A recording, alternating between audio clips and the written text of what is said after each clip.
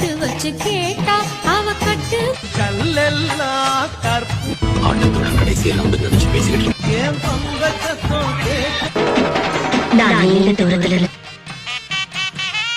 பொட்டு வச்சு கேட்டா அவ கட்டு கட்டு தாப்பா ஏன் பங்கச்சத்தம் கேட்கலையோ கருமாறி நான் நீண்ட தூரத்துல இருந்து வரேன்.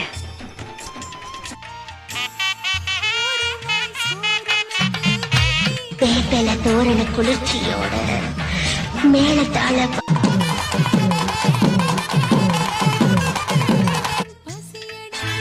மஞ்சளிலே நீரா